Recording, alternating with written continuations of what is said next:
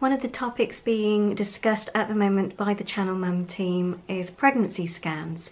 I do have experience of this, but those of you that may not have come across my blog or are new to my channel, I did struggle for many years with infertility. After a miscarriage and a number of years of trying, we were able to conceive our son.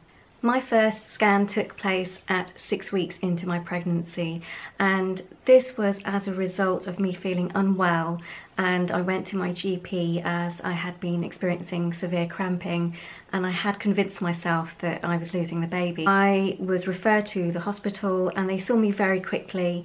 I did go alone. At the time I just wanted to go and be seen. My husband was at work and couldn't come with me. I feel that more scans should be offered, especially after the 20-week point into the pregnancy, as I think that's it on the NHS. At 20 weeks after that you don't get any scans until D-Day. The 6-week scan isn't routinely offered on the NHS unless you have previous history of some problems and the GP feels that you need to be seen. When I saw a flickering white dot on the monitor, my heart just burst, because that was the indicator that there was actually a heartbeat, and I was just so overwhelmed.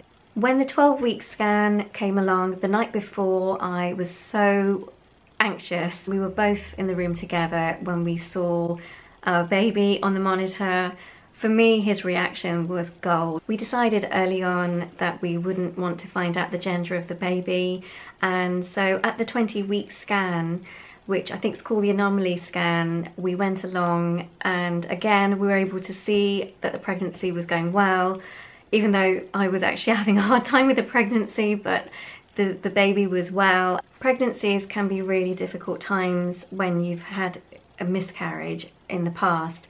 I was experiencing a lot of anxiety throughout the pregnancy. I wish I could have enjoyed my pregnancy more, but unfortunately I was just so naturally worried that, you know, each day I felt like I was getting closer to carrying the baby to full term. So at the 20-week scan, the gel's quite cold. I think I felt quite uncomfortable with that part, but it's painless. So that's one thing to remember if you haven't been for a scan, is that the ultrasound scans are painless. I know somebody at the antenatal class that I went to that didn't agree with scans and felt that the process was intrusive to the baby and that the pregnancy should be allowed to continue as nature intended and not to have that pressure placed on them, you know, of checking whether the baby was well or not. Most times people that go for scans will want to take away a picture of the scans. Make sure you have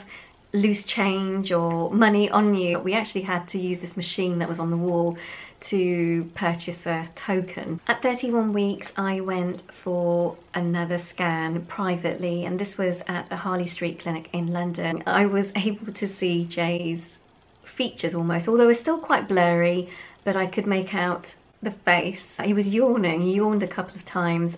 If you're about to go for a scan, I do wish you the best of luck, and please do check out the other Channel Mums talking about their experiences of pregnancy scans on the Channel Mum website, and feel free to leave any questions or comments on the section below.